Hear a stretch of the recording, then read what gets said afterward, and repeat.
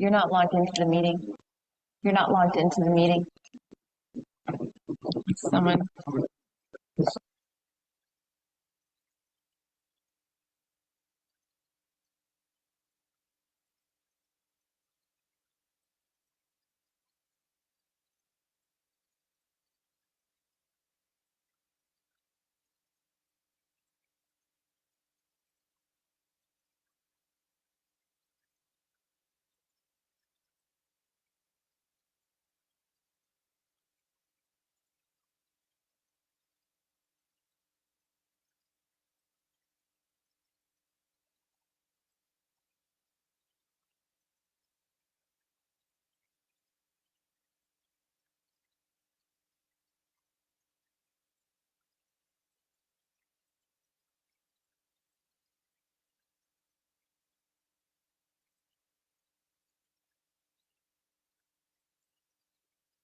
Councillor Cooper and Councillor Predko, can you hear us okay?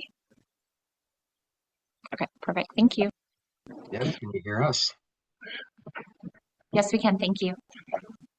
Okay, well, good morning, everyone, and welcome to the Township of Georgian Bay on Tuesday, July 8th, 2025. And I'd like to call our Planning Council meeting to order at 9 a.m.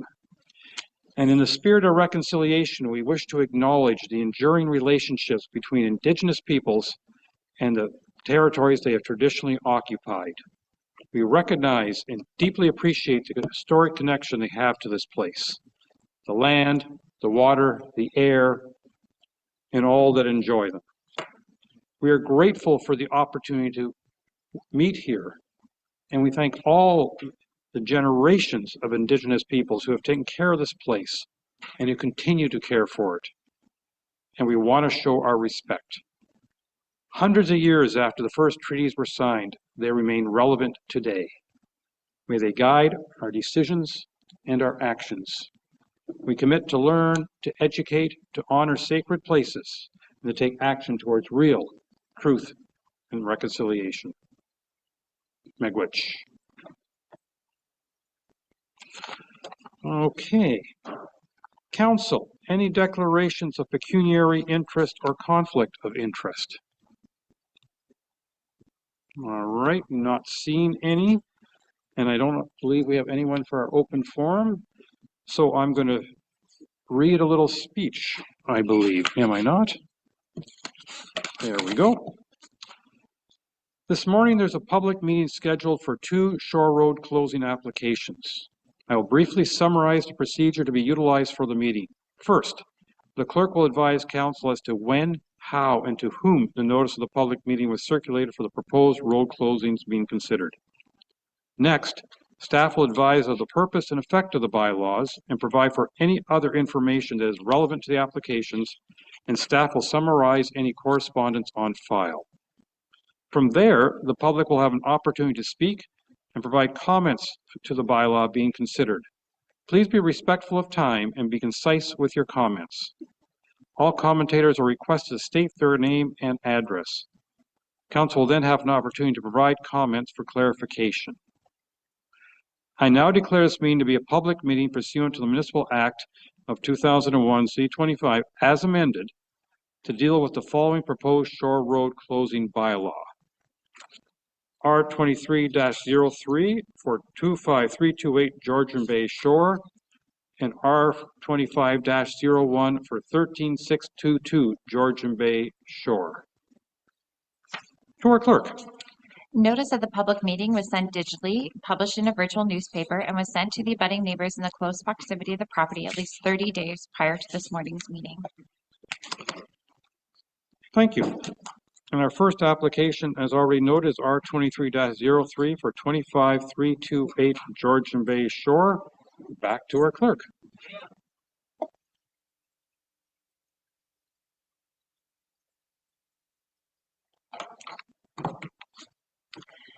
Application R23-03 requests the purchase of the Shore Road allowance at 25328 Georgian Bay Shore. The applicant is requesting the purchase of the SRA to ensure ownership of the lands of existing structures and wish to rebuild an existing boathouse on the Shore Road. Part 1, shown on the reference plan, shows 34 4.20 linear meters at a cost of $242 per linear meter for a purchase price of $8,276.40 plus HST. The property is zoned Cognizine residential as per the district's GeoHub zoning layer. There are no open building permits on file and no correspondence has been received on this application. The subject lands are located in Cognizine community just south of the Cognizine Point Conservation Reserve by its most southwestern tip. The subject lands are located in Georgian Bay waters off of mainland on Georgian Bay shore. Here is an aerial view of the subject lands. As you can see, the existing structures that are located within the shore road allowance includes the boathouse and dock.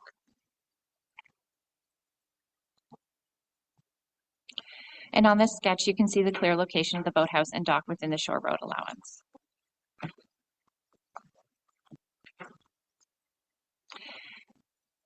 The draft reference plan notes Part 1 is the shore road allowance to be transferred and become part of parcel of 2532-8 Georgian Bay Shore. On this plan, the water's edge is marked at 176.37 meters, which is below the high water mark of 177.4. The final reference plan that is based off of the May 2025 draft has not yet been registered at the Land Registry Office. Therefore, today we can approve the application and bring forward the bylaws for adoption at the August Planning Council meeting. Thank you. Thank you. Are there any members of the public who wish to speak to this matter? The applicant is present. Does the applicant wish to speak to this file? If so, sorry, they are being.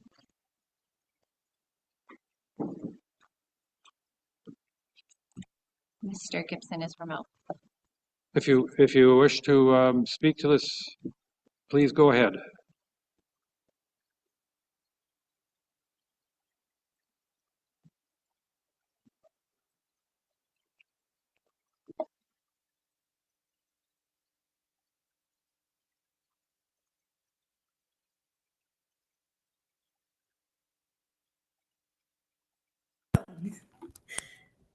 Good morning. Can you hear me? Yes, we can. Please go ahead. Good morning. I just wanted to introduce myself. And so I'm Arundel Gibson. My mother's family, my mother and my uncles purchased the property in 2019.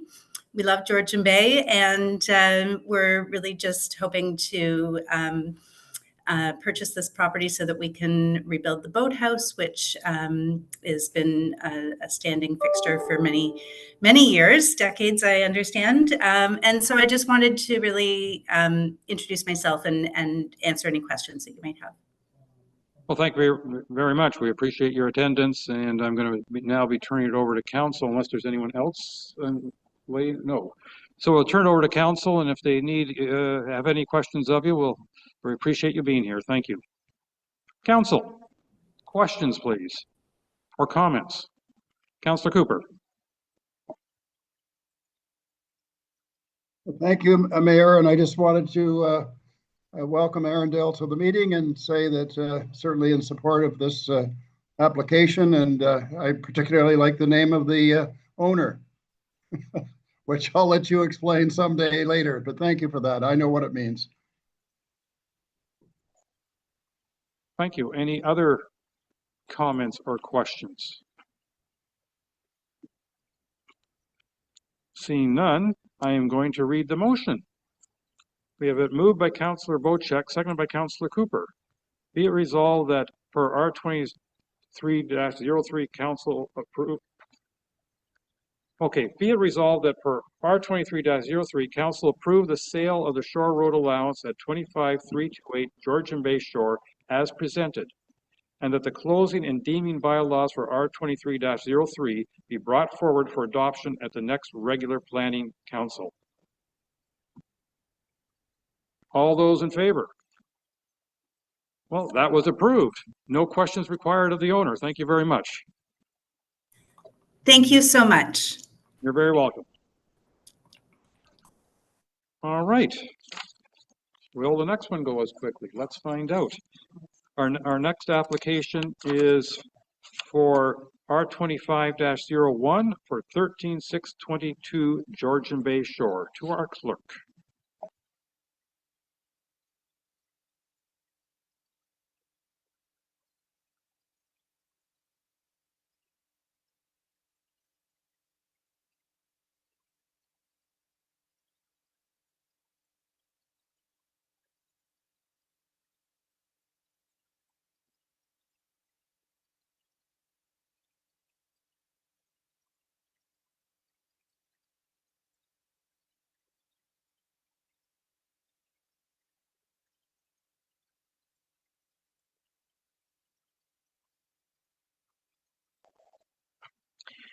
Application R25-01 requests the purchase of the shore road allowance at 1362 Georgian Bay Shore. The applicant is requesting the purchase of the SRA for future use. Due to the unique size and shape of the property, there are two separate sections of the shore road. The first SRA shows Part 1 on Plan 35R 27784 having 166.78 linear meters at a cost of $242 per linear meter for a purchase price of $40,360.76 plus HST. The second SRA shows Part 1 on Plan 35R 27785 having 9.59 linear meters at a cost of $242 per linear meter for a purchase price of $2,320 plus 78 cents plus HST. Combined, the total purchase price is $42,681.54 plus HST. The property is zoned shoreline residential type 5 as per the district's GeoHub zoning layer. There are no open building permits on file and no correspondence has been received on this application. The subject lands are located near North Bay and east of Beausoleil and Deer Islands and is south of the McCrae Lake Conservation Reserve.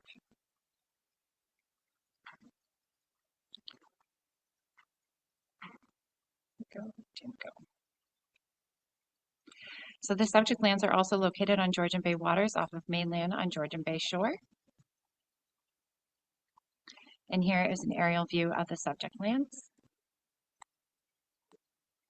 It is. Here you can see a close-up of the first shore road allowance on this property, which is located near the developed portion of the lot.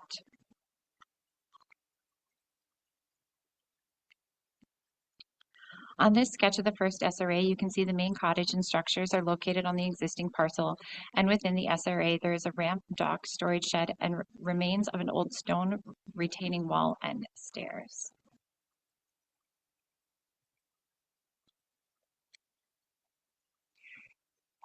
And here is reference plan 27784, which shows Part 1 to be sold for the first shore road allowance. Here you can see a close-up of the second shore road allowance on this property. The projection lines do not meet the current policy to extend the projection from the existing lot line, as the shore road allowances on either side of the property have been previously purchased prior to the current policy, and this is the remaining piece of the SRA.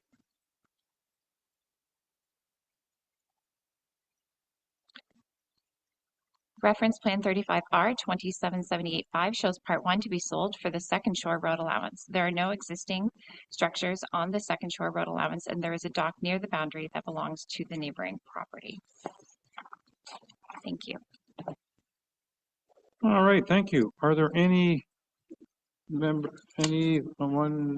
either the applicant or any members of the public who would like to speak to this matter?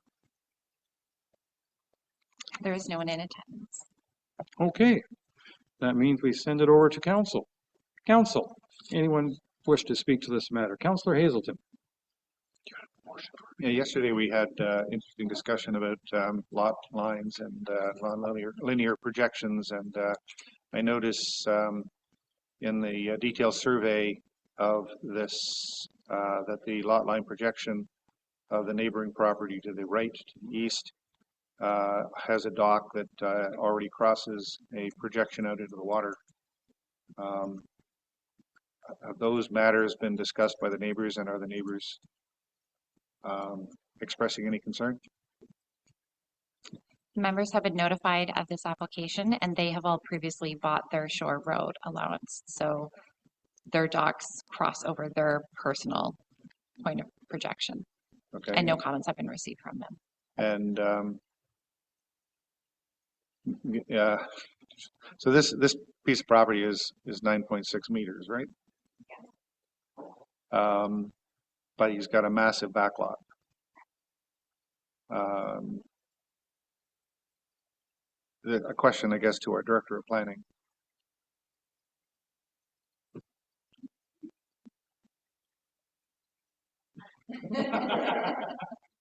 Just pause to wait, patience. This guy now has two different positions of waterfront, and is this going to give him or any future owner an ability to develop on that 9.6 meter width property, things like docks and other structures. So through the mayor, the short answer, is there permission to do a dock or a structure? Yes, but it still has to comply with the zoning bylaw in terms of setbacks, percentage of frontage, etc. So we'd have to evaluate it specifically. So this is an odd situation where he's got two shore frontages. Presumably the southeastern shore frontage is his predominant use. Is he? It looks, in some respects, it looks like he's just finishing off the completion, if you will, of shore road allowance.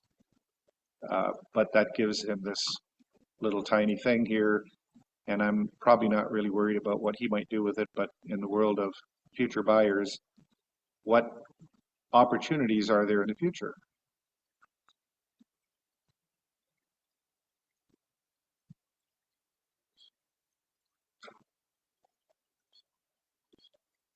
I mean, it's very small, but it presumably somebody could develop behind the shore road allowance, and then use this as a very narrow, 30 foot, 30 foot access path, 25-foot access path to docks and everything else, and essentially become a new instance of property use over there. Just asking. It just I'm just trying to make sure that we don't go and simply approve this without thinking about the future. Yeah, I mean, you're right. The property is somewhat unusual. It's got two frontages, one smaller than the other. Typically, the shoreline activity area or access to a dock is associated with wherever the structures ultimately are going to be, right, from a convenience standpoint. There would be nothing to preclude someone from using that point to access their water. It's their property.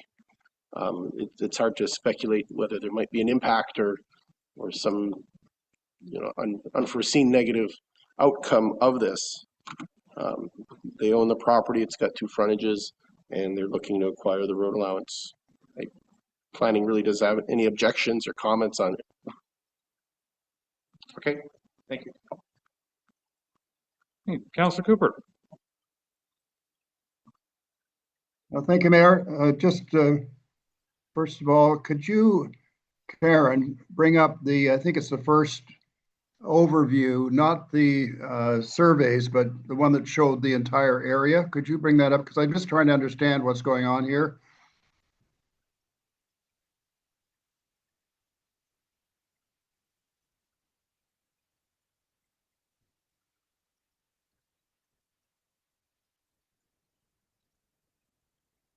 So it's So I can identify the second entire piece. application, Yeah.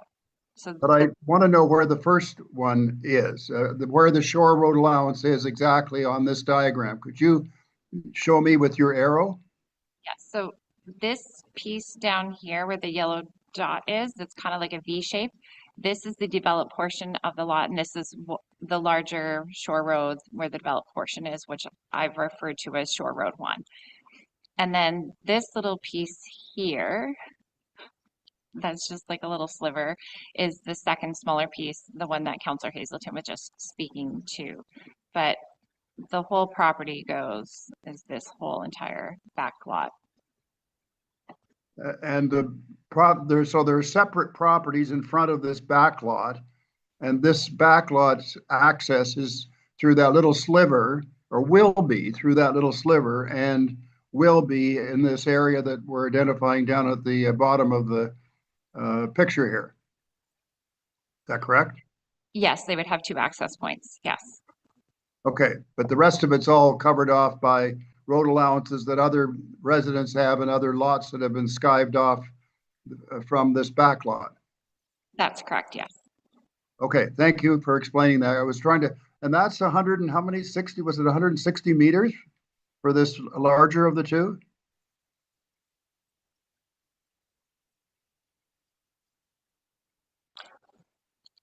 Yeah, 166.78 linear meters is for the V part, and then only 9.59 meters for that little sliver. Okay, so thank you. So about 400, that's about maybe 400 feet of frontage or something like that. Thank you. Thank you. Councilor Jarvis. Thank you. I'm also seeking a little bit of clarification here. First, the clerk, why are both listed as part one? Because there's two different reference plans registered, and the numbers are almost identical. One is 35R 27784, which is the larger piece, and then the second one is a separate reference plan, 35R 27785. I saw that. Yeah, so I there's still, two different but reference listening plans. both as They're part one to both begin part with one is on rather different plans. confounding.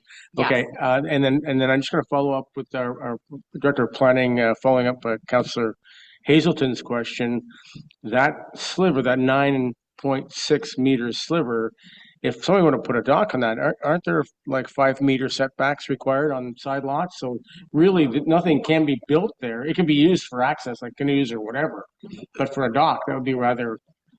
Okay, he could come to the planning department and council for. Yeah, through the mayor, that's correct. I was just bringing up the zoning bylaw, and you're correct. There's a 5 meter setback from side lot lines for docks. So that would in itself shut down that 9 meter section from being eligible to get a dock. Except that he could apply.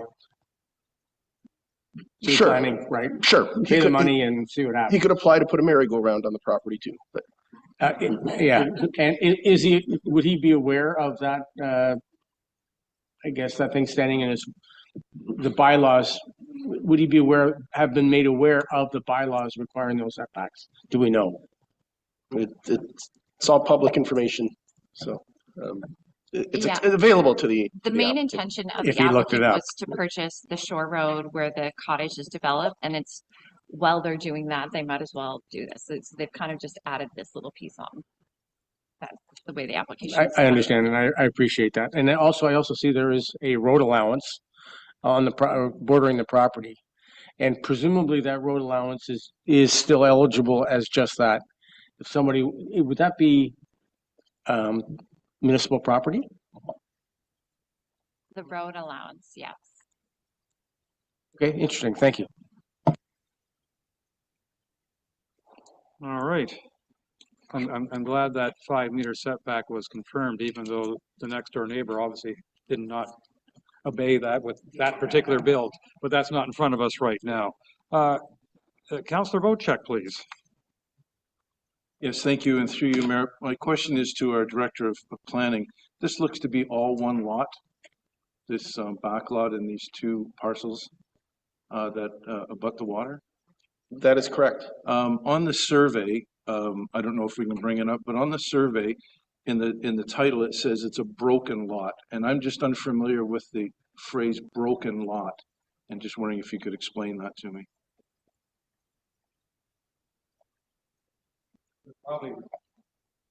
Probably referring to a large lot as it was originally surveyed back or set down on paper 150 years ago, and this is a portion of that large lot because it's not the full rectangle. That's what.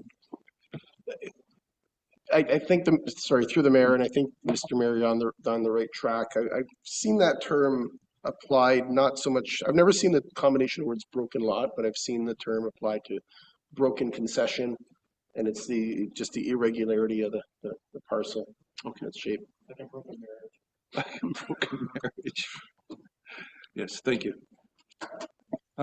Councillor Cooper, an additional question or remark? I do. I'm sorry that I didn't ask this earlier, but I noticed in that last diagram we had up, if Karen could bring that up again, I just wanted to get clarification about what looks like maybe a wetland, or I'm not sure what it is, but there's the area to the lower right that has a sort of a brown area in behind, or greenish area in behind, and then along the shoreline where this shore road allowance is, going out into a bay. And I'm just curious, is that identified as wetland, EP?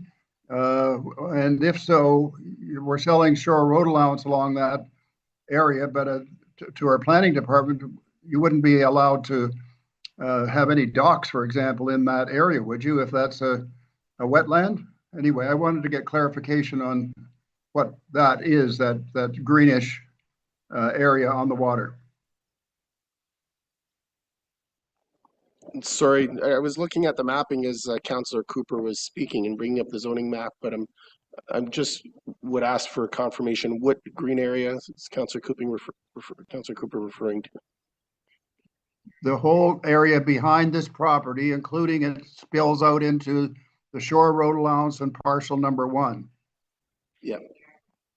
Yeah. So through the mayor, that green area that's shown there, it corresponds with a type 1 fish habitat. So that that sort of Y-shaped piece near the water and then going inland, that is FH1 zone. So our bylaws prevent docks or boathouses or whatever on that type of shoreline, wouldn't it? Through the mayor, so that is correct. So that section of Shore Road Allowance that's subject to this, I'll call that area a point. So sort of the right side of the point, the FH1 zone would preclude the establishment of docks. But if you go around to the left side of the point, sort of where that yellow dot is, that area would still currently be available for docks and other shoreline development. Well, thank you, and sorry for asking the obvious, but I just wanted to get clarification. Thank you. Sure. Did I see Councillor Hazelton's hand? No, I was just going to offer, Peter, you drive by this all the time. It's the backside of Deer Island, and that's that little swamp area that you've just identified. And the guy already has a dock facing out into the channel.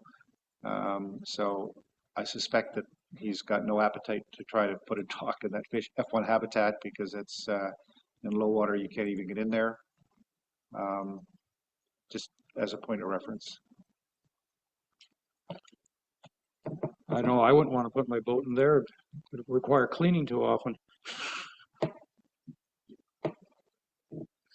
Any other comments or questions? Well, I'm going to dare go to the motion then. Moved by Councillor Predko, seconded by Councillor Jarvis. Be it resolved, the council passed the closing bylaw 2025-055 to stop up, close, and convey part of the original Shore Road allowance in front of Broken Lot 36, Concession 14, being Part 1 on Plan 35R-27784, and Part 1 on Plan 35R-27785, formerly Township of Baxter, now in the Township of Georgian Bay, or known as 13622 Georgian Bay Shore, for the purchase price of $42,681.54 plus HST. All those in favor? And that is carried. Thank you. Okay. Moved by Councillor Graziano, second by Councillor Hazelton. Be it resolved that Planning Council adopt bylaw 2025-056 to confirm the proceedings of the July 8th, 2025 Planning Council meeting. All those in favor? And that is carried. And moved by Councillor Cooper, second by Councillor Hazelton. Be it resolved the Planning Council is now adjourned at 9:28 a.m. until August 12th, 2025 at 9 a.m. or at the call of the chair. All those in favor? And we are now adjourned. Thank you very much. No, I was scheduled it for 10 o'clock. My friend.